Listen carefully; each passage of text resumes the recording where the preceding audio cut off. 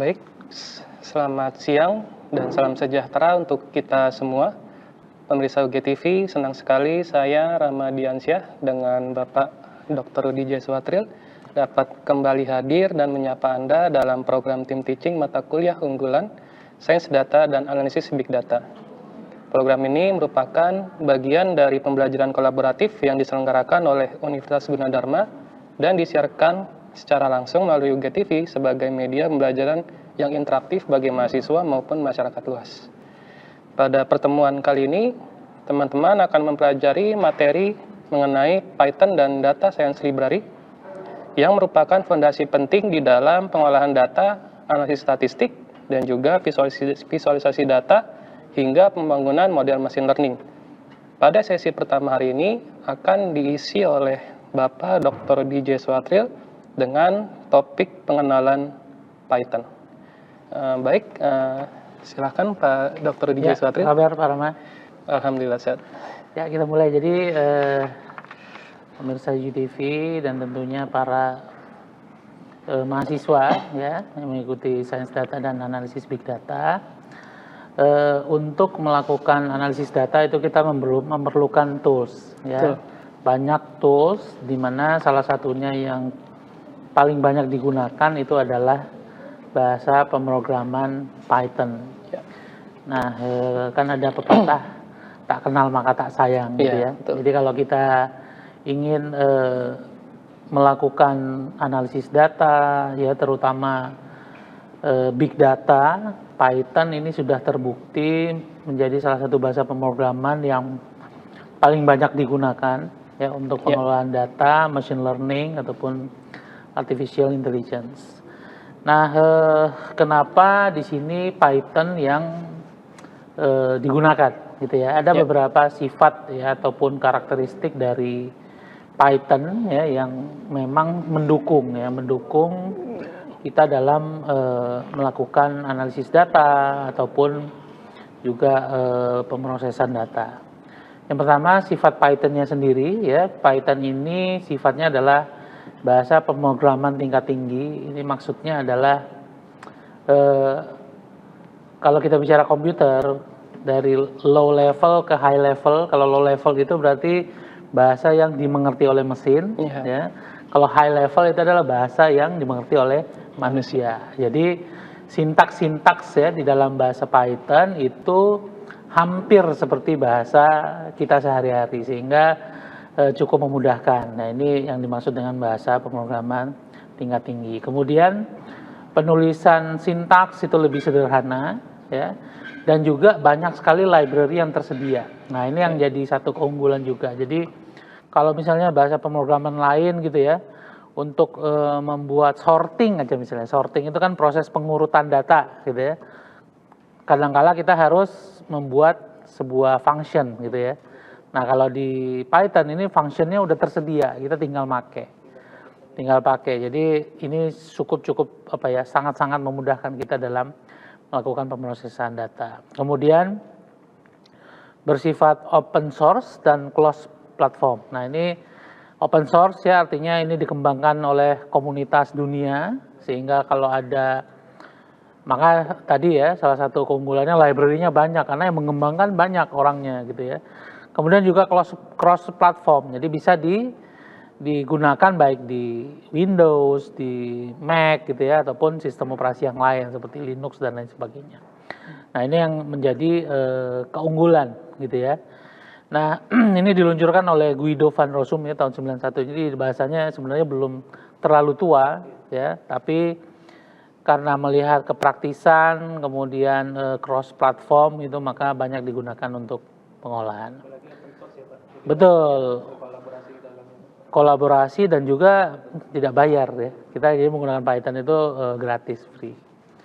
Nah, kemudian siapa aja biasanya menggunakan ya. Jadi untuk okupasi di dalam data profesional atau orang-orang yang bergerak di bidang data science itu kan ada macam-macam ya, ada data analis, ada data engineer ya, kemudian ada data scientist, ada ML engineer. ML ini maksudnya machine learning engineer ya, jangan salah arti ini nanti.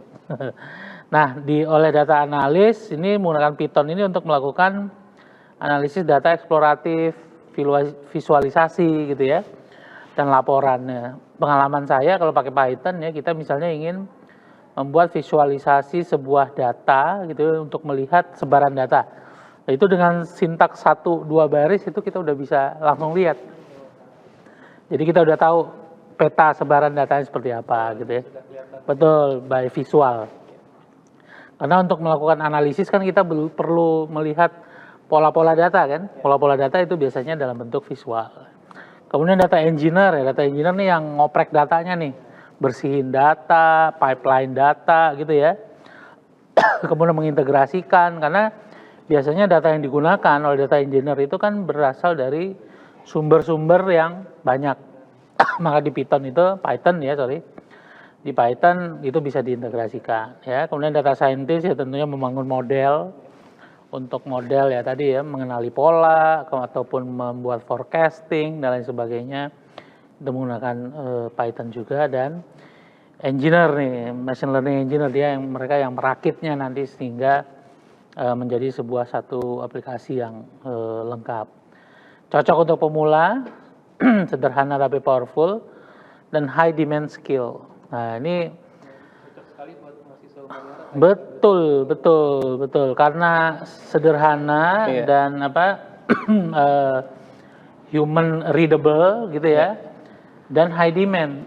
Jadi banyak enterprise atau perusahaan yang memang membutuhkan ya pekerja di bidang ini. Ya ini keunggulan Python ya. Readability tadi, mudah dibaca, mudah dipahami. Artinya gini, kalau kita nggak belajar computer science pun, itu secara logika umum itu cukup mudah membaca. Oh ini adalah pengulangan, ini adalah decision dan lain sebagainya. Mungkin karena juga bahasa tingkat tinggi tadi ya Pak. Betul, menggunakan kata-kata yang biasa kita gunakan sehari-hari. Ya. Kemudian efisien, ya, memiliki library yang lengkap, multifungsi. Dia dapat membuat website juga, mohon maaf. Kemudian aplikasi bidang robotika, ya, aplikasi di bidang AI. Nah ini sangat dimungkinkan. Jadi sampai bikin web pun pakai Python itu bisa. Ya. Interoperability, ya ini artinya kita bisa berintegrasi dengan bahasa pemrograman yang lain melalui API, ya.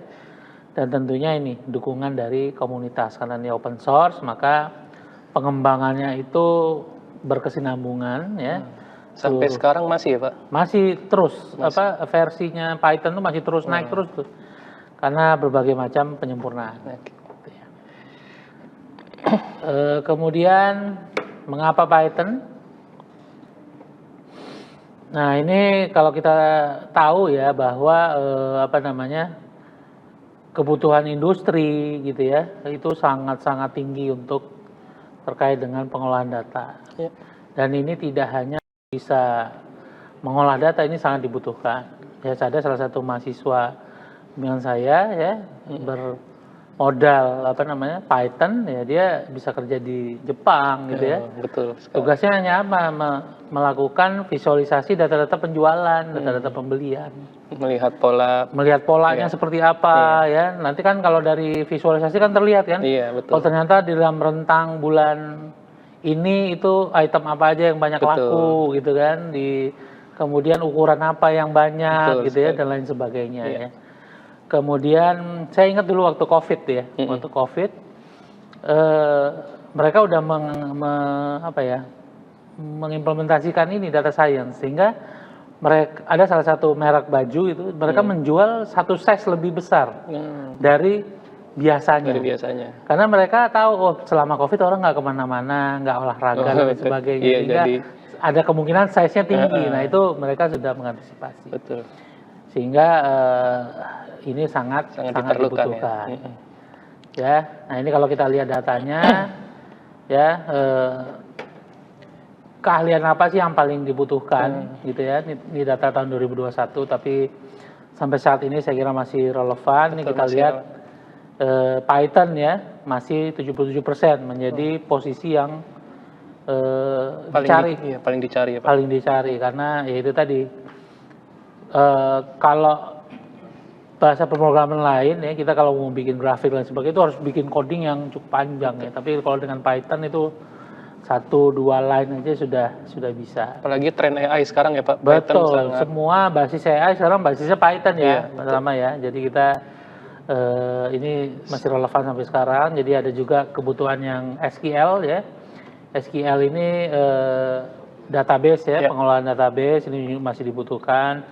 Kemudian R ini untuk statistik ya, Spark dan seterusnya. Tapi kalau kita lihat secara umum itu ada di Python. Ya. Nah, pada industri Python digunakan seperti apa? Ya banyak ya. Saya kira hampir 100% industri di dunia ini pasti menggunakan Python untuk melakukan data engineering. Ya. Contoh satu ada ya YouTube ya. YouTube di sini front end servernya gitu ya, pakai Python. Mungkin juga YouTube bagaimana dia merekomendasikan channel-channel yang relevan kan ada algoritma kan. Yeah. Algoritma kalau kita buka YouTube itu kan selalu ada tuh. Yeah. Tiba-tiba yang disarankan apa gitu ya. Yang sesuai dengan behavior kita apa. Nah, behind data-data behavior kita mengakses YouTube itu dianalisis ya kan. Nah, pastinya menggunakan Python. Pakai Python. Yang ada juga Quora ya. Ini juga menggunakan Python sebagai tools, dan ini cukup banyak nih industri-industri yang menggunakan ya, you name it lah. Iya, semuanya. Spotify, pasti. Google, Dropbox, Reddit dan seterusnya semua pasti menggunakan. Karena sekarang berbasiskan data semuanya ya Pak. Semuanya berbasiskan data. Sehingga kebutuhan terhadap pengolah data ini menjadi satu hal yang krusial ya di semua industri. Ya. Kemudian, Python ini penerapannya di proyek data science, ya kita tahu bahwa dalam mengolah data itu ada beberapa tahapan, ya. Tahapan exploration, pre-processing, cleansing sampai dengan modeling, ya. Di pertemuan-pertemuan kita sebelumnya itu sudah dibahas tuh tahapan-tahapan tersebut ya. Nah, ini di mana peran Python di setiap tahapan ini ya. Untuk exploration, untuk gathering data, biasanya Python itu digunakan untuk scraping ya. Tahu nggak scraping itu, atau crawling lah istilahnya.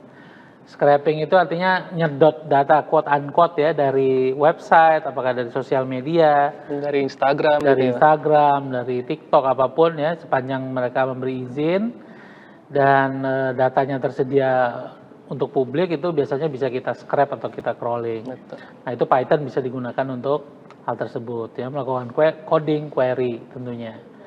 Kemudian di sisi pre-processing. Nah, data-data tadi kan belum tentu semuanya akan kita gunakan. Ya. Data-data itu juga ada data-data yang quote-unquote kotor gitu ya, atau data sampah atau garbage. Nah, ini kita biasa melakukan pre-processing. Nah, ini Python juga bisa berperan dengan baik di sini ya. Antara lain dalam melakukan seleksi fitur ya.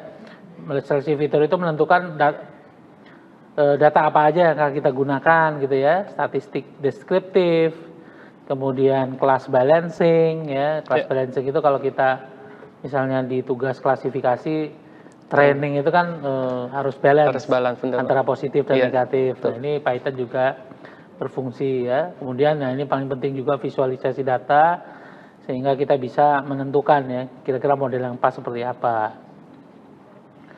Kemudian di sisi bisa juga transformasi fitur ya, jadi fiturnya dibolak-balik lah atau di encoding gitu ya, supaya lebih mudah diproses ataupun mendapatkan properties yang lebih baik.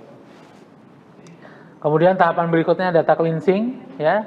Data cleansing ini kita bersihin data-data yang tidak relevan gitu ya. Misalnya menangani missing values gitu ya, menghapus data-data yang duplicate. Nah, ini juga penting nih ya.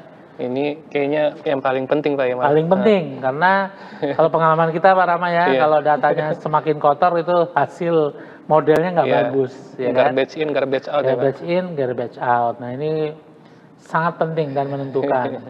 Kemudian data formatting. Kemudian, nah ini juga penting nih, menangani outliers. Nah, ini bisa menjadi merusak model kita. Jadi outliers itu paling gampang kan gini nih. Misalnya kita menghitung rata-rata, ya, rata-rata pendapatan ya, ada 3 orang. pendapatannya 5 juta, 5 juta, yang satu 100 juta. Nah, Begitu di rata-rata bagi 3 kan rata-ratanya jadi berapa tuh, Mas? jadi kacau. 30 juta Iya, kan? 30. Padahal yang 100 juta cuma satu orang. Nah, Iya. ini biasanya kita sebut dengan outliers. Nah, outliers ini harus kita tangani tersendiri, tidak bisa dimasukkan ke dalam populasi. Nah, ini hal-hal yang bisa kita lakukan juga di data cleansing. Tekniknya juga banyak ya pada data cleansing? Banyak sekali. Data cleansing itu tekniknya banyak sekali ya. Nanti akan Pak Rama lah menjelaskan ya. Kemudian data modeling ya, ini kalau udah cleansing kita bikin modelnya. Betul. Ya, kita bikin model sehingga kita bisa melakukan itu tadi machine learning algoritmanya yang mau kita gunakan apa ya. Kemudian baru kalau tugasnya jelas ya, apakah kita melakukan klasifikasi, melakukan regresi, prediksi atau melakukan cluster, baru kita pilih kira-kira algoritma apa yang cocok ataupun membuat algoritma sendiri juga dimungkinkan menggunakan ini. Dan ingat di Python itu semua library algoritma ini sudah tersedia. Yeah. Ya, misalnya mau pakai clustering yang paling primitif itu ada k-means clustering misalnya ya. Kemudian klasifikasi bisa pakai SVM, bisa pakai Adabus, bisa pakai sekarang tuh XGBoost ya, yang banyak itu rata-rata library-nya udah ada tuh. Kita tinggal menggunakan gitu ya. Kemudian berikutnya adalah bagaimana cara memulai Python ya. Jadi yang perlu kita kenali ya, Python ini adalah bahasa interpreter. Sehingga dapat mengurangi edit, test, debug ya, karena tidak memerlukan kompilasi. Jadi Python itu sifatnya dia menjalankan baris per baris. Jadi malah bisa dua style ya. Kalau saya itu kadang kita bisa bikin program Python terus dieksekusi, atau kita pakai yang interaktif. Betul. Jadi interaktif itu setiap kita ketik satu sintaks ya, kemudian dijalankan sehingga kita bisa interaktif sesuai dengan inputan-inputan yang kita inginkan. Ya, kemudian nah untuk menjalankan Python itu membutuhkan runtime atau interpreter ya. Nah, ada dua ya, mode interaktif dan mode script. Mode interaktif yang tadi tuh. Jadi setiap satu baris kita masukkan komen, kemudian dia akan proses, masukkan input, dia akan proses dan seterusnya, atau dalam mode script ya. Jadi bikin script pemrograman pada umumnya. Biasanya extension dari filesnya adalah .py gitu ya. Kemudian interpreternya akan menjalankan, baru hasilnya bisa terlihat. Nah, ini konsep yang contoh ya.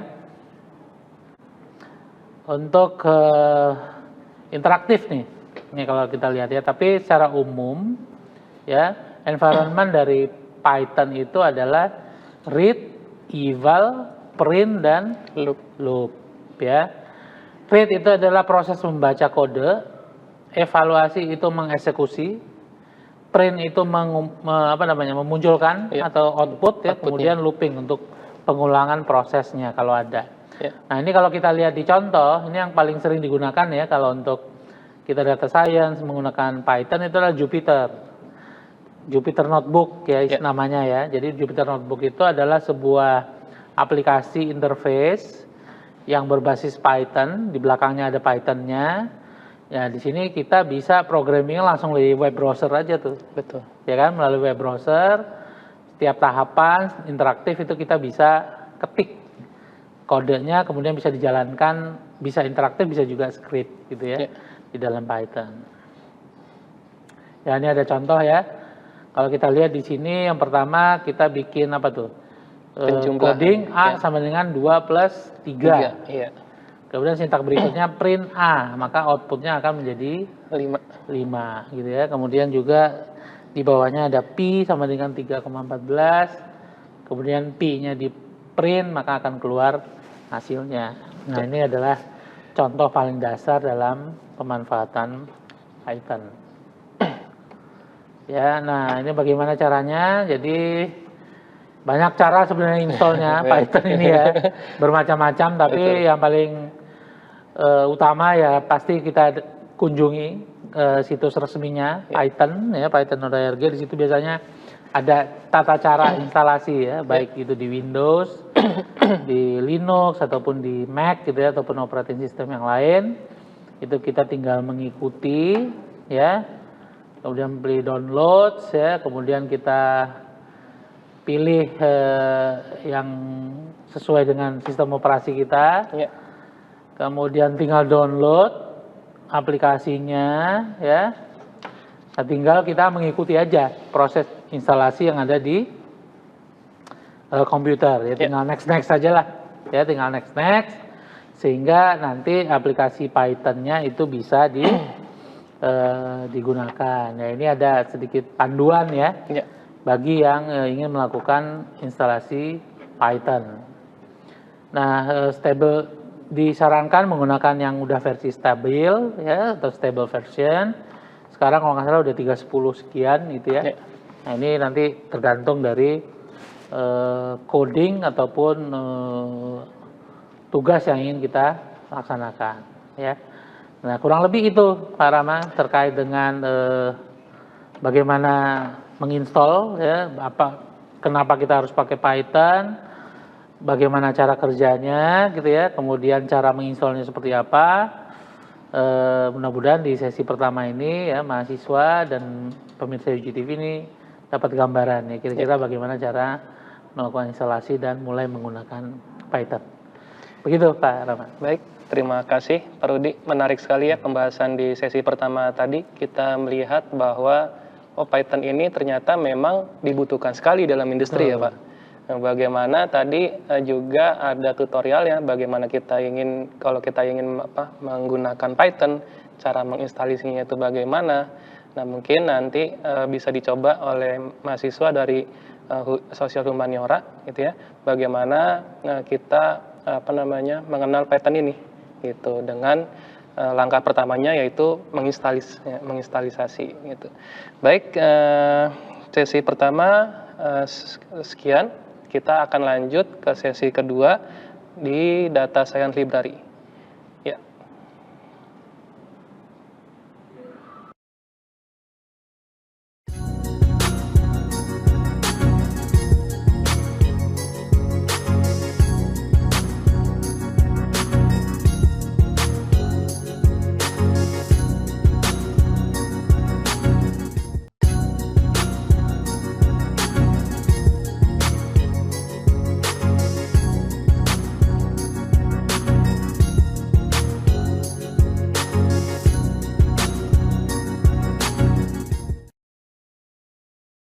Kita di sesi kedua dari tim Teaching Science Data dan Analisis Big Data untuk sosial humaniora.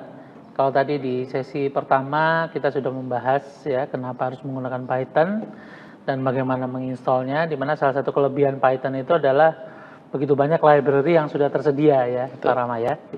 Nah, ini di sesi kedua ini kita akan bicara tentang data science library yang ada di Python. Silakan Pak Rama untuk menjelaskan. Baik, terima kasih Pak Rudi. Jadi tadi di sesi pertama juga secara eksplisit Pak Rudi menyebutkan ada namanya library. Nah, di sesi kedua ini kita akan lebih mendalam apa saja library apa saja yang digunakan di dalam data science di dalam Python ya. Oke, sini kita yang pertama ke definisi library terlebih dahulu ya. Jadi library ini kalau di dalam bahasa Inggrisnya kita bahasa Indonesia kan itu adalah perpustakaan gitu. Tetapi kalau misalnya di dalam bahasa pemrograman, di seluruh bahasa pemrograman, library ini merupakan kumpulan model yang berisi fungsi, kelas, objek yang siap pakai yang dapat digunakan untuk menyelesaikan tugas tertentu. Ya, jadi kalau library di dalam bahasa pemrograman itu biasanya memang sudah disediakan oleh bahasa pemrograman tersebut, gitu. Jadi kita tinggal menggunakannya saja. Ya, tapi kalau misalnya kita nggak mau menggunakan library, kita sebenarnya juga bisa buat sendiri, tetapi akan menjadi lebih panjang baris pengkodaannya. Kalau misalnya kita menggunakan library, kita udah tinggal mikir substansinya aja untuk masalah-masalah fungsi, kelas, dan objek yang memang kita gunakan untuk mekanisme pengkodingannya itu, kita tinggal panggil aja. Kalau misalnya kita mikir yang kita membuat fungsi kelas itu akan menjadi lebih lama. Oleh sebab itu library sangat penting. Nah, di dalam bahasa Python, di sini disediakan beberapa library ya. Jadi ada yang sifatnya itu library bawaan, yang memang artinya library ini sudah ada di dalam Python tersebut, atau library eksternal yang memang harus kita install atau harus kita integrasikan ke dalam Python tersebut.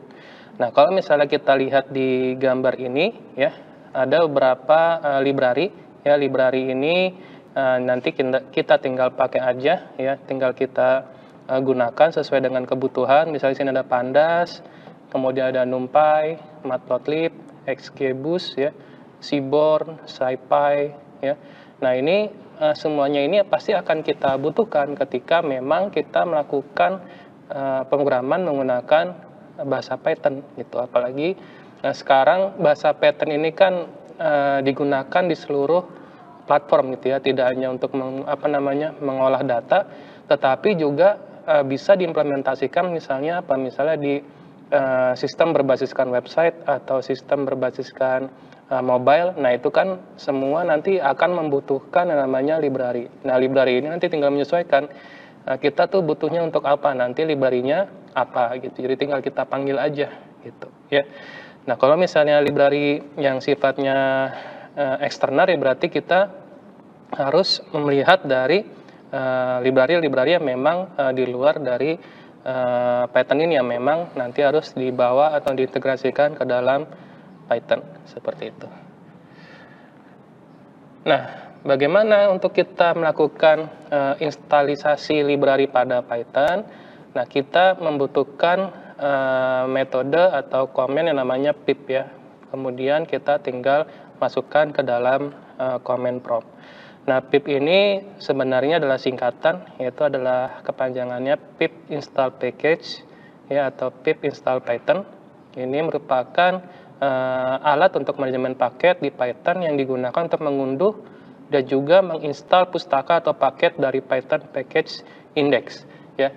Nah, di sini ada sintaksnya untuk kita menggunakan pip ya. Yang di sini untuk menginstal maka kita tinggal ketik pip install kemudian nama library-nya apa gitu ya.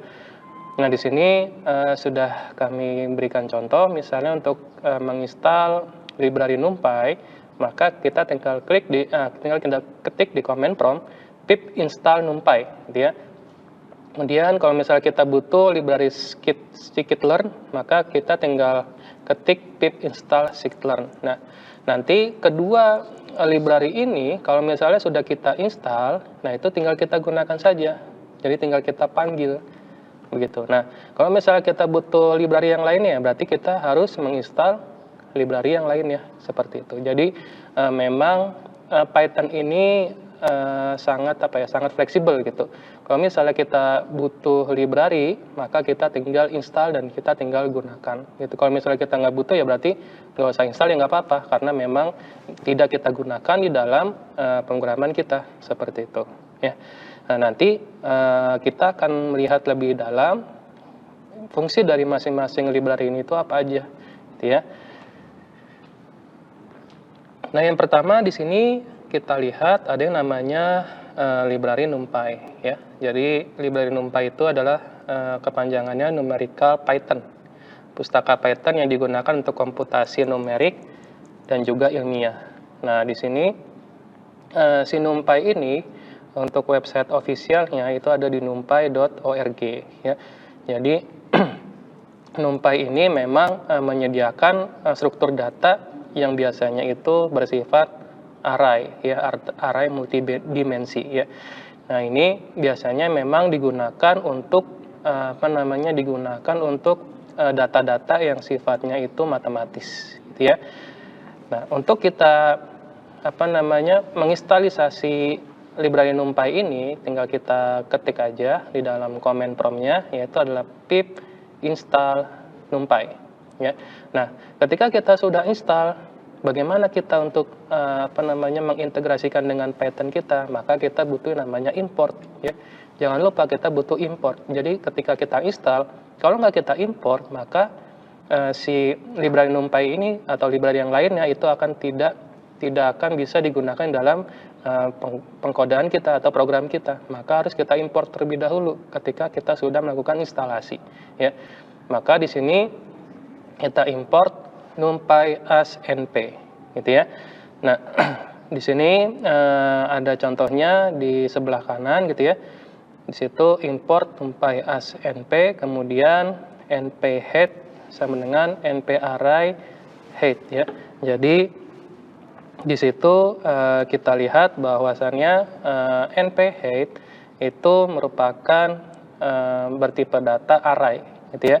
Nah, kemudian kita tinggal jabarkan aja bahwasannya head itu berapa, gitu ya. Nanti kita masukkan ke dalam array tersebut.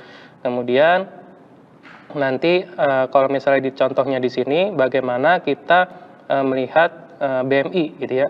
Nah, BMI di sini dikasih rumus np weight per np height pangkat 2. Yang artinya di sini dari berat badan, kemudian tinggi badan pangkat 2. Nah, kemudian nanti masuk ke dalam BMI, gitu ya. Nah, BMI-nya di sini berarti nanti hasil dari rumus matematika tersebut, gitu ya, dari masing-masing array yang memang sudah dijabarkan di situ, gitu. Nah, kemudian NumPy juga dapat digunakan untuk array berdimensi n, yang artinya dimensinya itu tidak hanya satu dimensi, tapi juga bisa digunakan untuk array yang berdimensi 2 dimensi atau lebih, gitu ya. Nah, di sini contohnya bagaimana kita melakukan convert, ya, mengkonvert dari array yang tipe 1 dimensi kita convert menjadi array bertipe 2 dimensi. Gitu, ya. Nah, kalau kita lihat di sini bagaimana nanti array 1 dimensi ini dikonvert menjadi array 2 dimensi, kemudian nanti dilihat array-nya tersebut dimensinya itu berapa, gitu ya. Jadi menyesuaikan dari jumlah array 1 dimensi tersebut, gitu. Kalau misalnya di sini dijabarkan, oh ternyata dia ada 10 data di array 1 dimensi. Nah, ketika dia convert menjadi array 2 dimensi, maka dia menjadi 2 baris 5 kolom, begitu ya. Jadi di sini array 2 dimensi. Nah, ini berarti bagaimana kita memanfaatkan library NumPy, gitu ya. Karena library NumPy memang dia itu akan menampung data yang bersifat array, seperti itu. Ya, apalagi nanti ketika kalian mahasiswa sosial humaniora mengambil data di kehidupan nyata, gitu ya. Karena data di sosial humaniora itu lebih kompleks daripada data di rumpun teknik, gitu ya. Ini karena lebih kompleks, maka NumPy ini sangat dibutuhkan karena pasti nanti tipe datanya itu pasti akan bertipe array, gitu. Entah nanti arraynya bisa 1 dimensi atau 2 dimensi, bahkan lebih. Nah, NumPy ini sangat bermanfaat untuk kalian gunakan, gitu ya, untuk kalian ketahui. Oke. Kemudian library berikutnya adalah SciPy. Library yang bersifat open source dan tersedia di scipy.org. Ya, sebenarnya semua library yang digunakan hampir semua library yang digunakan dalam Python itu adalah open source, ya. Nah, SciPy ini sumber website ofisialnya adalah scipy.org. SciPy dibangun untuk bekerja dengan NumPy array dan menyediakan kumpulan algoritma numerik termasuk pemrosesan sinyal optimasi statistik dan juga library matplotlib untuk visualisasi data, ya. Nah, jadi kalau misalnya kita melakukan instalasi SciPy, berarti kita tinggal ketik pip install SciPy, ya. Nah, SciPy ini memang biasanya kalau kita implementasikan di dalam pemrograman, kita akan bersanding dengan library NumPy, gitu ya.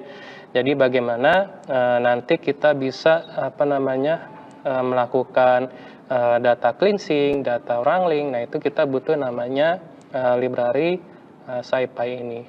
gitu. Jadi memang seluruh library yang disediakan di dalam Python itu memiliki fungsinya masing-masing, yang mana fungsinya masing-masing itu akan melengkapi satu sama lain, seperti itu ya. Nah, kemudian berikutnya ada Pandas ya. Nah, di sini library Pandas merupakan library di Python yang digunakan untuk data structure dan data analisis gitu ya. Nah, dia ini sifatnya open source sama ya. Dan kemudian dia ini websitenya dari pandas.pydata.org ya. Kemudian untuk kita menginstalasi, maka kita tinggal ketik pip install pandas gitu ya. Kemudian jangan lupa import untuk pandas, maka kita import pandas aspd gitu ya. Nah, kemudian tadi juga secara eksplisit ya saya sebutkan ada data wrangling dan data cleansing. Nah, ini menggunakan pandas kita juga bisa menggunakan untuk data wrangling dan data cleansing ya. Nah, untuk pandas dia itu bisa melakukan namanya reshaping, bagaimana kita mengubah bentuk data gitu ya. Yang tadinya sifatnya datanya itu data frame, kita bisa mengubah ya menggunakan metode-metode, misalnya metode pivot, metode melt, bagaimana kita mengubah structure data tersebut. Nah, kemudian juga ada joining, bagaimana kita melakukan penggabungan dua atau lebih dataset berdasarkan kolom gitu ya. Nah, kemudian juga ada splitting, bagaimana kita melakukan pemisahan data berdasarkan kriteria-kriteria tertentu ya. Bagaimana kita memecah kolom yang berisi informasi menjadi beberapa kolom dan sebagainya. Nah, kemudian juga ada time series ya. Time series ini merupakan data berkala gitu ya, bagaimana kita menganalisis data berdasarkan interval waktu yang berjalan atau interval waktu tertentu gitu ya. Nah, ini biasanya nih kalau misalnya orang-orang sosial humaniora kan yang biasanya melihat data-data keuangan gitu ya, atau data-data saham, yang mana data-data tersebut biasanya seharusnya sifatnya adalah time series gitu. Nah, untuk kita melihat data time series itu pasti kita menggunakan namanya library pandas ya. Nah, kemudian pandas juga bisa digunakan untuk data cleansing, bagaimana kita membersihkan data yang tidak lengkap atau error ya. Nah, ini juga tadi saya sebutkan bahwa data cleansing ini banyak sekali tekniknya gitu ya. Nah, tekniknya bagaimana nanti di pertemuan berikutnya akan kita bahas lebih dalam terkait dengan metode-metode pre-processing.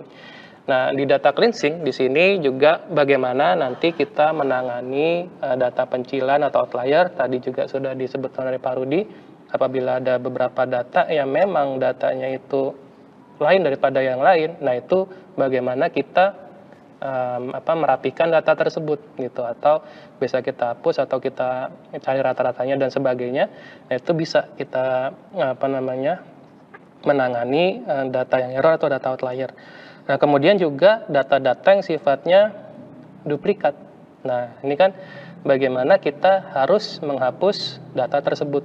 Nah, apalagi sekarang zamannya AI. Apabila kalian main data sosial, kemudian melihat media sosial, kemudian lihat komentar-komentar di dalam media sosial, yang mana di sana banyak sekali komentar-komentar yang sifatnya AI atau komentar-komentar yang sifatnya dari akun-akun yang memang dibayar atau buzzer. Nah, itu kan bagaimana nanti kita bisa menghapus data-data yang sifatnya duplikat, yang mana pasti mereka akan berkomentar secara berulang kali dengan kata-kata yang sama. Nah, itu kan kita harus menghapus data yang sifatnya duplikat tersebut.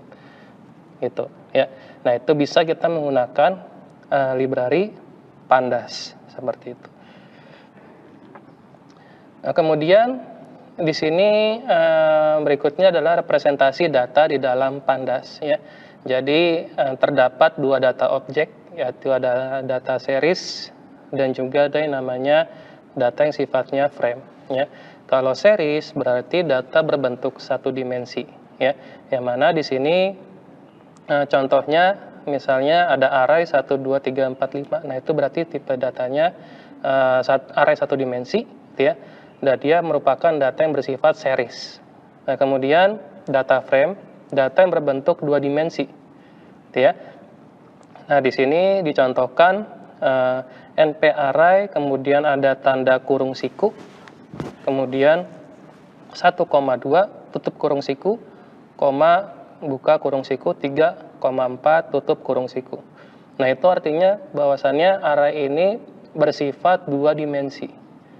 Gitu, yang itu kita sebut sebagai data frame. Nah, di sini coba kita lihat di samping di gambarnya gitu ya. Kalau series tadi satu dimensi, maka dia terdiri dari satu kolom seperti itu ya. Nah, kalau misalnya kita ubah menjadi data frame, berarti kita butuh menjadi lebih dari satu kolom ya. Nah, di situ menjadi data frame seperti itu. Nah, ya, contoh data nyatanya itu ada di bawahnya, yang mana di situ ada contoh data dari negara, populasi, area, dan ibu kota. Nah, itu merupakan data yang sifatnya data frame. Gitu ya. Oke. Nah, Pandas juga dapat mengimpor data dari berbagai format, misalnya format CSV, file text, kemudian dari Microsoft Excel, kemudian basis data yang sifatnya SQL ya. Nah, ini kalau misalnya kita nanti berkecimpung di dalam dunia data science ya, kita perlu namanya data-data dengan ekstensi CSV, kemudian Microsoft Excel dan lainnya gitu ya. Bagaimana kita mengambil data dari luar gitu. Nah, Pandas ini berfungsi untuk bagaimana kita bisa mengimport data-data yang berekstensi tersebut gitu ya. Nah, kemudian kalau kita lihat contohnya di sini di samping kanannya bagaimana Pandas berfungsi untuk dia bisa membaca file bertipe data CSV gitu ya. Nah, kalau misalnya data CSV, kalau misalnya kita buka gitu ya menggunakan Excel, pasti datanya nggak akan bisa langsung kita baca gitu ya. Datanya pasti sangat sangat sulit untuk kita bisa interpretasikan gitu ya Pak. Jadi bagaimana kita bisa melihat atau mengubah menjadi bentuk tabel. Nah, maka kita bisa menggunakan yang namanya Pandas gitu ya. Ketika kita import di dalam Python, maka dia berubah menjadi tabel yang memang tabelnya itu sangat rapi gitu ya. Nah, kemudian dengan Pandas kita juga bisa melihat atau mengakses masing-masing kolom gitu ya. Nah, di sini contohnya kita mengakses kolom negara gitu ya. Nah, ketika kita mengakses kolom negara, maka yang akan muncul adalah data yang memang di dalam data kolom negara seperti itu. Oke. Kemudian juga ada namanya library matplotlib ya. Library matplotlib ini juga sangat-sangat penting ya, digunakan untuk visualisasi data ya. Visualisasi data namun dia sifatnya dua dimensi. Nah, matplotlib juga memiliki website official yaitu matplotlib.org. Nah, kemudian bagaimana kita melakukan instalasi matplotlib? Ya, pasti kita tinggal pip install matplotlib. Kemudian jangan lupa harus kita impor apabila mau kita gunakan, ya. Nah, kemudian bisa kita lihat contohnya di sini visualisasi menggunakan matplotlib. Ada yang bentuknya bar chart gitu ya. Kalau bar chart berarti dia berbentuk batang ya, diagram batang. Kemudian juga ada line chart, dia diagram yang bersifat garis namun dia bentuknya dua dimensi ya. Nah, kemudian juga ada yang bentuknya scatter plot ya.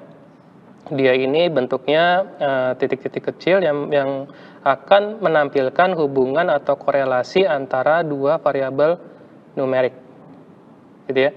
Jadi kita tinggal kalau misalnya kita ada data, kemudian kita ingin melihat mengetahui pola-pola data, melihat distribusi data tersebut, maka kita butuh yang namanya matplotlib ini sangat penting ya. Oke. Nah, di sini bagaimana kita menggunakan library matplotlib gitu ya. Di sini contohnya kita ingin melihat tren harga dari dari tahun gitu ya. Misalnya di sini tahun 1980, oh ternyata harganya 2,5. Kemudian 1990 harganya 7,6 dan seterusnya. Nah, ketika kita menggunakan Matplotlib kan kita bisa melihat tuh trennya, oh ternyata trennya itu naik gitu ya. Oke. Nah, kemudian juga kita tinggal ubah saja kalau misalnya kita butuh namanya scatter plot. Nah, ini juga bisa kita ubah menjadi bentuk-bentuk titik-titik seperti ini. Kemudian juga ada bar chart ya, dia itu sifatnya diagram batang, ini juga bisa kita lihat. Nah, namun kalau misalnya kita lihat lagi di sini, ini datanya sebenarnya berbasiskan waktu kan, time series. Nah, maka sebenarnya yang cocok itu kita menggunakan yang namanya line chart tadi gitu. Jadi dia akan kelihatan pola-pola atau distribusinya itu dia menaik atau menurun seperti itu ya. Nah, kemudian berikutnya adalah Seaborn. Seaborn ini adalah library visualisasi data Python yang menyediakan high level interface untuk menggambarkan grafik statistika yang informatif. Nah, kalau tadi Matplotlib itu dia itu tipe visualisasinya adalah 2 dimensi. Nah, kalau Seaborn ini lebih kompleks lagi. Entah nanti dia ada warna, kemudian bisa 3 dimensi ya. Yang mana warna atau bentuk 3 dimensi itu pasti akan melambangkan informasi yang lebih kompleks atau yang lebih informatif ya. Nah, Seaborn juga memiliki website official yaitu seabornpydata.org. Nah, untuk kita melakukan instalasi, di sini juga kita harus mengetikkan pip install Seaborn, kemudian importnya adalah import Seaborn as SNS ya. Nah, kita lihat di sebelah kanan, jadi Seaborn itu bisa menampilkan heatmap, kemudian juga bisa line chart. Nah, line chartnya ini lebih 3 dimensi ya kalau kita lihat di situ. Kemudian juga bisa scatter plot. Nah, scatter plotnya ini lebih berwarna gitu ya, tingkatan warnanya terlihat. Oke. Berikutnya di sini ada library skitlearn ya. Skitlearn adalah library untuk mempraktikkan machine learning dan juga untuk membuat model ya. Nah, di sini skitlearn juga memiliki website official yaitu skitlearn.org ya. Kemudian untuk instalasi skitlearn juga kita harus ketikkan pip install skitlearn, kemudian pip install sklearn, dan kemudian untuk importnya import sklearn. Nah, di sini sklearn tadi ya, bagaimana kita mempraktikkan machine learning dan membuat model, ya artinya bagaimana kita memanggil sebuah metode machine learning untuk kita terapkan di dalam data yang sudah bersih gitu ya. Nah, misalnya untuk klasifikasi ya, klasifikasi digunakan untuk memprediksi label atau kategori data dari input. Nah, di sini contohnya ada support vector machine, decision tree, random forest, neural network, kemudian juga ada nearest neighbors ya.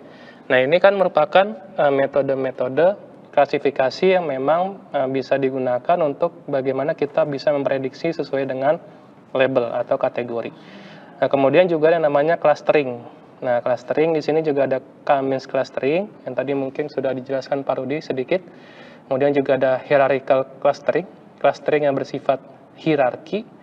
Nah, kemudian juga ada bagaimana kita melakukan model selection ya. Di situ ada metode cross validation dan juga ada matrix ya. Nah, untuk kita menerapkan skitlearn ini nanti akan kita bahas lebih dalam di sesi ketiga gitu ya, implementasi dari masing-masing library ini. Demikian Pak Rudi. Cukup banyak ya, library-nya kalau saya lihat tadi mulai dari yang basic untuk pengelolaan variabel array ya. Betul. Kemudian ada juga untuk visualisasi yang advance sampai dengan tadi ya algoritma modeling yang bisa digunakan itu sudah cukup tersedia ya Mas Rama ya. Baik pemirsa UGTV dan mahasiswa peserta tim teaching kali ini, kita akan rehat sebentar dan kita akan kembali lagi di sesi berikutnya yang akan membahas tentang bagaimana mengaplikasikan apa yang telah kita jelaskan tadi. Silakan.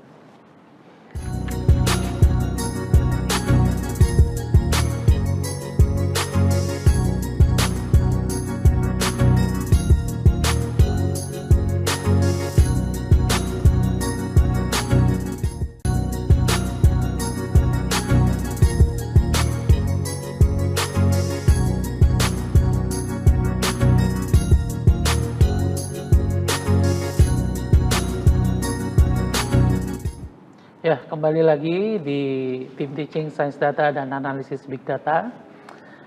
Di sesi ketiga ini kita akan menjelaskan tentang implementasinya ya. Kira-kira bagaimana tadi library-library yang digunakan ini bisa kita aplikasikan. Nah, ini Mas Rama akan menjelaskan nih tentang Jupyter Notebook dan juga Google Colaboratory ya. Silakan, Mas Rama. Baik, terima kasih Pak Rudi.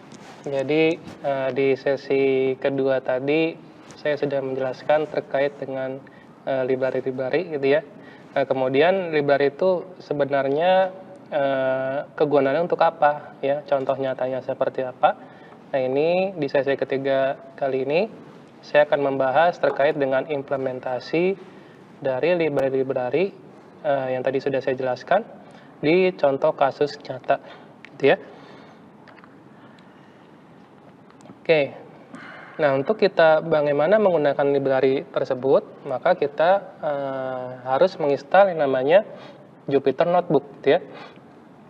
Nah di sini Jupyter Notebook merupakan lingkungan pemrograman interaktif berbasis web yang mendukung berbagai bahasa pemrograman termasuk Python, gitu ya. Jadi Jupyter Notebook ini memang platform yang digunakan oleh pengguna, yang mana pengguna ini bisa menulis dan menjalankan kode secara langsung dan juga bisa melihat output dari kode secara langsung ya. Nah, kemudian Jupyter Notebook ini tadi berbasiskan website. Nah, artinya berarti pengguna bisa mengakses Jupyter Notebook melalui browser gitu ya. Nah, browser yang familiar kita gunakan misalnya apa? Misalnya Chrome, kemudian Firefox ya, dan masih banyak lagi. Nah, kemudian Jupyter Notebook juga mendukung bahasa-bahasa selain Python ya. Ada bahasa R, bahasa Julia, bahasa Ruby. Nah, itu bisa digunakan di Jupyter Notebook ya. Nah, kemudian Jupyter Notebook juga digunakan oleh banyak peneliti, banyak akademisi yang mana digunakan untuk pemodelan matematis, bagaimana mengimplementasikan machine learning, bagaimana digunakan untuk analisis statistik ya, kemudian untuk belajar pemrograman ya. Jadi Jupyter Notebook ini memang banyak sekali fungsinya gitu ya. Nah, kemudian bagaimana kita melakukan instalasinya? Nah, kalau misalnya kita belum menginstal Jupyter Notebook, maka di dalam command prompt ini kalau misalnya di dalam Windows gitu ya, kita tinggal ketik aja pip install Jupyter gitu ya. Nah, nanti dia akan langsung mendownload kemudian langsung menginstal Jupyter. Nah, atau misalnya jika sudah memiliki Anaconda Navigator, nah ini merupakan aplikasi juga gitu ya. Nah, nanti bisa dilihat tuh apakah di situ nanti statusnya launch atau install. Nah, kalau misalnya statusnya launch, nah berarti Jupyter sudah terinstall gitu ya. Kalau misalnya tulisannya install, maka berarti Jupyter belum terpasang. Gitu. Nah, kalau misalnya nanti sudah terpasang Jupyternya, nah maka nanti kita tinggal ketik aja di localhost-nya gitu ya. Kita tinggal klik launch, kemudian kita ketik ketik di browser yaitu localhost kemudian /284 kali gitu ya. Nah, kemudian nanti akan muncul dashboardnya gitu ya, dashboard dari Jupyter. Nah, di situ nanti juga akan terlihat folder-folder di dalam komputer kita gitu. Jadi langsung terintegrasi ke dalam Jupyter Notebook ya. Nah, kemudian bagaimana untuk kita mulai mengimplementasikan Python ini gitu ya. Nah, berarti kita tinggal klik aja, ada button di atas pojok kanan ya. Di situ ada new, kemudian pilih Python 3 gitu ya. Nah, kemudian nanti dia akan muncul seperti ini gitu ya. Nah, ini merupakan interface dari Jupyter Notebook ya, untuk kita melakukan atau membuat sebuah program gitu ya.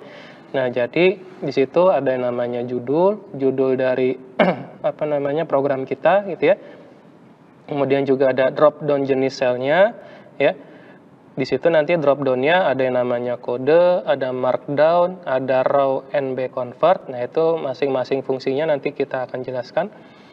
Kemudian juga ada cell. Nah, cell ini ya nanti digunakan untuk kita menuliskan baris kode atau komentar ya, atau nanti kita melihat dari hasil output yang sudah kita program di sana gitu ya, nanti akan terlihat di sel tersebut gitu. Nah, kemudian berikutnya di sini kita melihat dari sisi drop down tadi ya. Jadi di dalam drop down tersebut nanti kalau misalnya kita klik di situ ada yang namanya kode, berarti kita digunakan untuk kita bisa menulis baris kode gitu ya. Nah, kemudian untuk markdown atau heading, nah di situ berarti untuk teks deskripsi atau penjelasan kode yang mana memang digunakan untuk dokumentasi gitu apabila kita membutuhkan penjelasan dari masing-masing baris kode yang kita sudah tulis gitu ya. Kemudian juga ada raw NB convert. Nah, itu berarti bagaimana kita bisa mengkonversi ke dalam format yang berbeda gitu ya. Nah, kemudian di sini contohnya ya, print hello world. Nah, kemudian bagaimana untuk kita bisa menjalankan print hello world tersebut, maka tinggal kita klik run. Nah, ketika kita klik run, maka langsung muncul di situ outputnya hello world, kemudian tanda seru ya, sesuai dengan string yang sudah kita tulis di dalam perintah print tersebut. Itu ya. Nah, kemudian untuk kita nanti akan berpindah ke dalam sel berikutnya, itu kita bisa tekan shift enter, maka nanti dia akan pindah ke sel yang ada di bawahnya. Karena tadi sudah dijelaskan oleh Pak Rudi bahwa Python itu bisa sifatnya itu interaktif atau bisa sifatnya itu dikompil secara keseluruhan gitu ya. Nah, kalau misalnya kasusnya untuk Jupyter Notebook ini, dia ini sifatnya per baris gitu ya.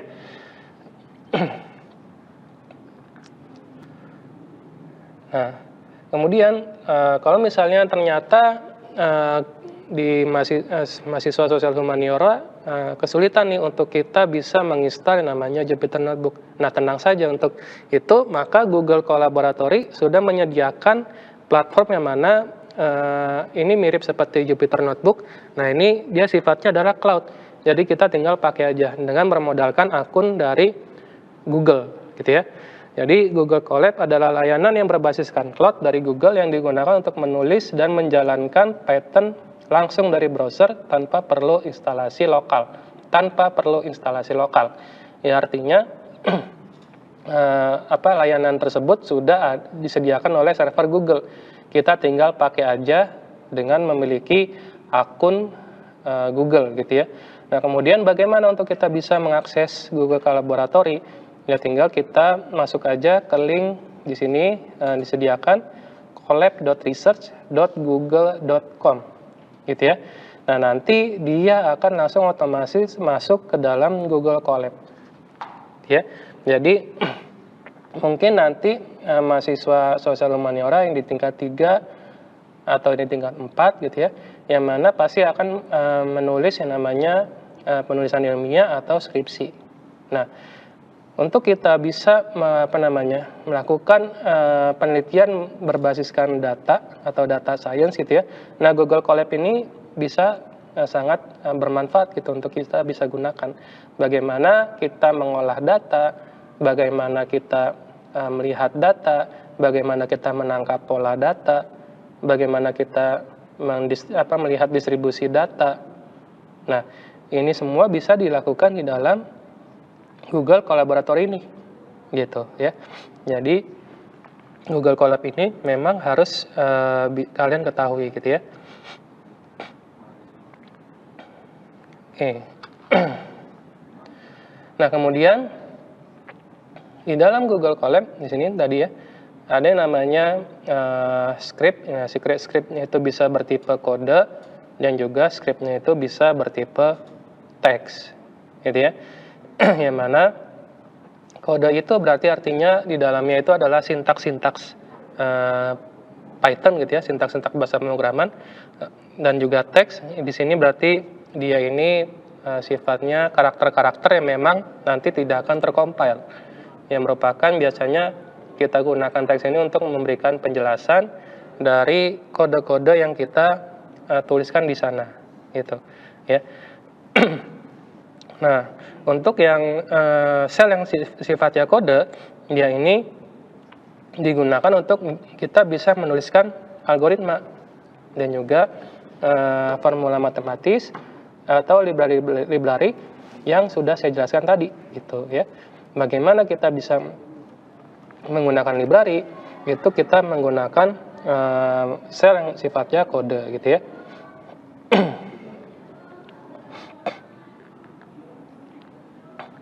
Nah, berikutnya di sini contoh implementasinya dari Google Colab ya.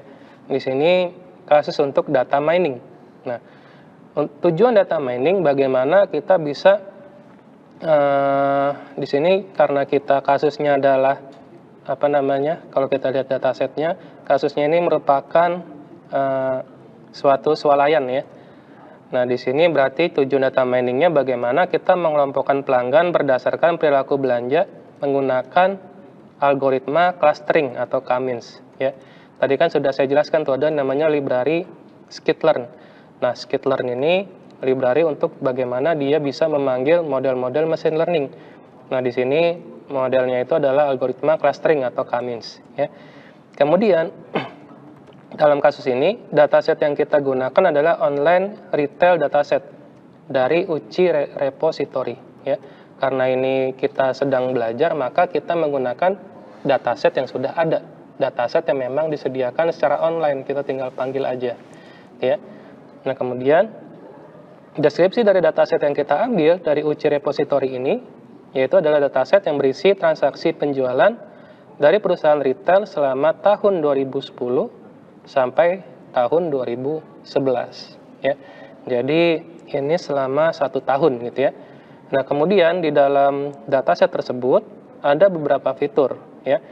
Yaitu ada invoice atau invoice number, kemudian juga ada stock code ya, kode stoknya, kemudian ada deskripsinya, kuantitinya, jumlah dari masing-masing barang, kemudian ada invoice date, tanggal invoice-nya, kemudian juga ada unit price, berarti di situ harga per itemnya, kemudian juga ada customer ID ya, berarti ID dari masing-masing customer, ID dari masing-masing pelanggan gitu ya. Kemudian juga ada country, jadi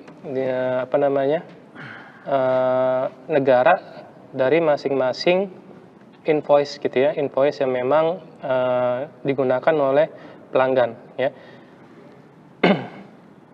Nah, di sini terlihat di Excel-nya gitu ya.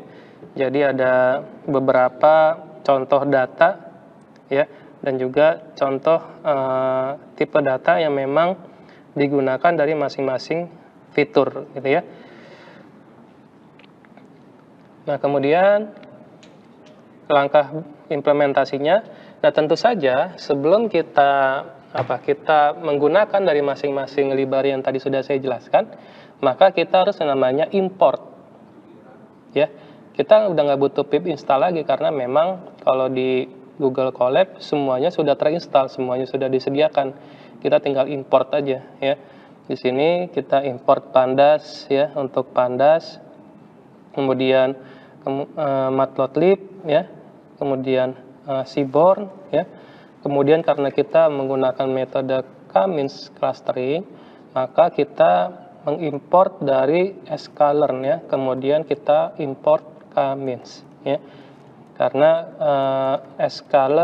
skitlearn ini tadi dia menyediakan banyak metode. Nah, oleh sebab itu kita harus menentukan metode apa yang kita gunakan dalam sklearn tersebut gitu ya. Karena kita membutuhkan namanya clustering dan dia algoritmanya K-means, maka di sini sklearn.cluster kemudian import K-means gitu ya. Nah, kemudian biasanya kita harus membaca dataset yang kita dapatkan. Nah, di sini datasetnya itu adalah dataset online retail dari UCI Machine Learning ya. Nah, di sini kita tinggal lihat aja di dalam gambarnya, ya. Nah, pertama kita akan membaca dataset dari online gitu ya. Nah, dia sifatnya atau bertipe data Excel, ya. Jadi tinggal kita masukkan saja di situ df sama dengan pd.read Excel karena kita datanya itu bersifat Excel. Kemudian tinggal kita masukkan aja linknya. Nah, link datanya itu sumbernya dari mana sih? Nah, ini dari archive.ics.uci.edu ya, .xlsx ya, berarti dia berekstensi Excel ya. Nah, kemudian kita harus melihat 5 data awal gitu ya, maka kita tinggal print df.hit. Nah, fungsinya apa sih untuk kita melihat data awal tersebut? Nah, fungsinya untuk kita bisa melihat apakah apa saja kolom-kolom yang ada di dalam tabel tersebut, kemudian contoh datanya seperti apa gitu ya, kemudian jenis nilainya seperti apa gitu ya, sebelum kita melakukan analisis lebih lanjut. Nah, ini penting. Jadi kita harus melihat 5 data awal secara eksplisit, apakah data tersebut lengkap atau tidak misalkan gitu ya, atau aneh atau tidak, kemudian jenis nilainya seperti apa ya, fitur kolomnya seperti apa dan lain sebagainya, seperti itu ya. Nah, kemudian kita melakukan pembersihan data ya. Nah, di sini kita lihat di dalam baris kodenya, kita membersihkan data dengan kita hanya menampilkan jumlah barang atau jumlah kuantiti yang memang dia lebih dari 0 ya. Kemudian juga unit price-nya atau harga barangnya itu lebih dari 0. Yang artinya yang di bawah 0 itu kan berarti dia itu data yang memang harus kita hilangkan ya, atau kita tidak tampilkan. Jadi yang kita tampilkan memang data yang yang memang bisa kita proses gitu, data yang memang masuk akal gitu ya. Kalau misalnya kuantitinya di bawah 0 itu kan tidak masuk akal. Kemudian juga harga barang di bawah 0 itu kan nggak masuk akal. Berarti kan kemungkinan ada data yang salah untuk dimasukkan ke dalam Excel tersebut gitu ya. Nah, itu bisa kita hapus dengan kita hanya menampilkan data yang kuantitinya lebih dari 0 dan juga harga yang lebih dari 0. Nah, kemudian kita juga menampilkan 5 data awal tadi gitu, karena kita sudah mensorting bahwasannya data yang kita tampilkan tadi dia itu yang kuantitinya lebih dari 0 dan juga unit price-nya lebih dari 0. Nah, kemudian kita lihat di sini, karena kita sudah memfilter data tersebut, yang kita ambil itu data yang normal, data yang memang lebih dari 0 tadi kuantitasnya, maka kita tinggal menghitung, misalnya di sini menghitung total belanja atau menghitung ringkasan dan juga bisa menampilkan data dari hasil agregasi tersebut. Gitu ya.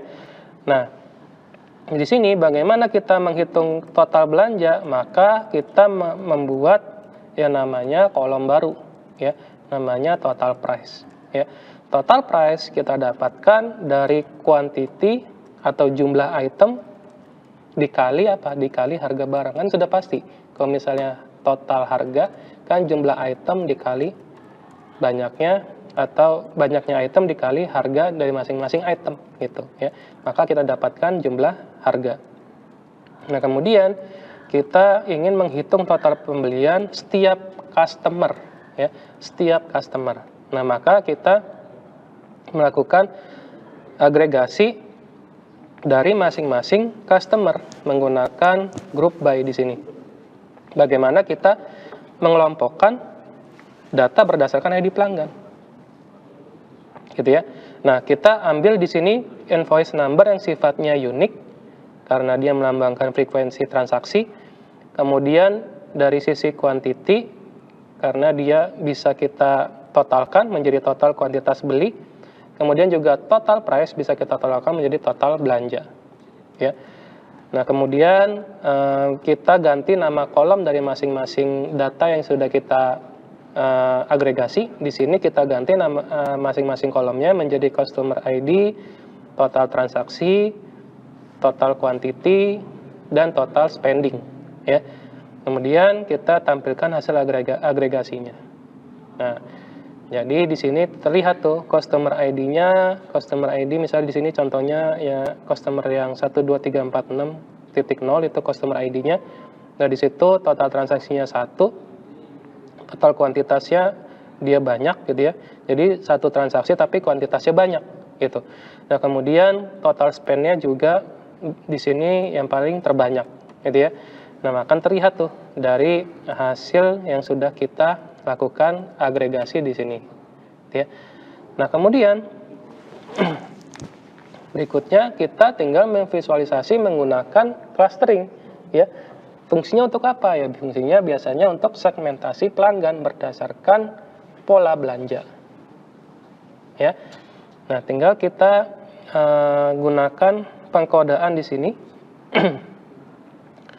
Kita lihat di sini cara clusteringnya. Di sini kita lihat X sama dengan customer DF. Kemudian kita tinggal tampilkan total transaksi, total quantity, dan juga total spend. Ya. Nah, kemudian untuk metode Cummins clusteringnya kita panggil ya. Kemudian kita setting clusteringnya. Clusteringnya itu kita ingin 4 cluster, maka n clusternya 4, kemudian random state-nya 42 ya. Nah, ini biasanya random state ini clustering yang memang hasilnya itu konsisten, maka kita menggunakan random state 42 ya. Nah, kemudian customer DF cluster sama dengan Cummins fit predict X. Nah, berarti bagaimana nanti kita menjalankan Cummins dan mengambil label cluster untuk setiap pelanggan ya. Nah, kemudian kita tinggal visualisasi ya dengan di sini SNS per plot customer ya dan bla bla bla gitu ya. Nah, kemudian nanti dia akan tampil menjadi cluster yang dimana clusternya itu akan dibagi menjadi 4, 0 sampai 3 gitu ya. Nah, kalau kita lihat dari hasil clusternya, ini kan bisa kita interpretasi tuh dari hasil visualnya ya. Yang mana cluster 0 itu kan warnanya biru gitu ya. Nah, kalau kita lihat yang warna biru, dia itu jumlah pelanggannya yang terbanyak ya. Kemudian juga dia itu umumnya memiliki jumlah transaksi, kuantitas beli, dan total belanja yang sangat rendah ya.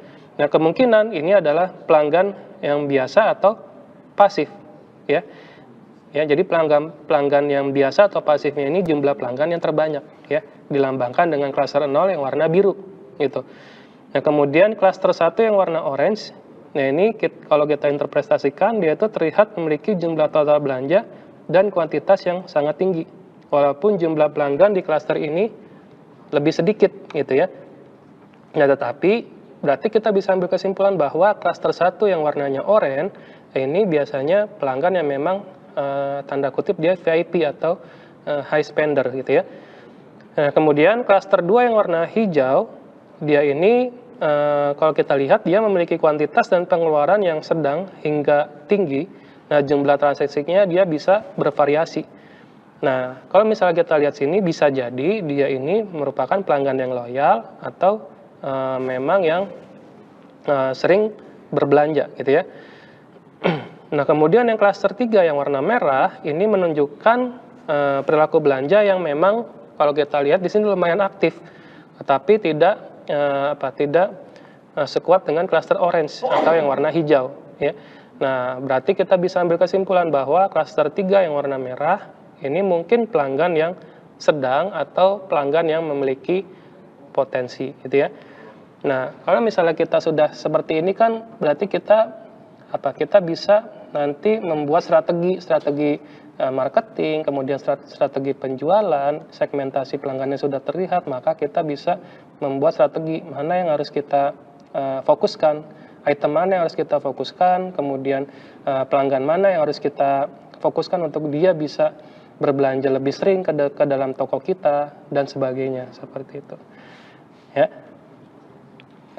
Nah, kemudian berikutnya, nah ini menghitung rata-rata setiap cluster. Nah, ini juga bisa kita lakukan ya. Kemudian bisa kita visualisasikan. Nah, di sini untuk cluster nomor 1 itu memiliki rata-rata total belanja yang tertinggi gitu. Dia itu lebih dari 220.000 kalau kita lihat di diagram batang ya ini ya. Jadi dia ini pelanggan yang bernilai tinggi. Kemudian klaster 2 ya, dia itu ini kalau kita lihat sekitaran 90.000, dia pengeluarannya sedang. Kemudian klaster 3 ini dia pengeluarannya rendah ya.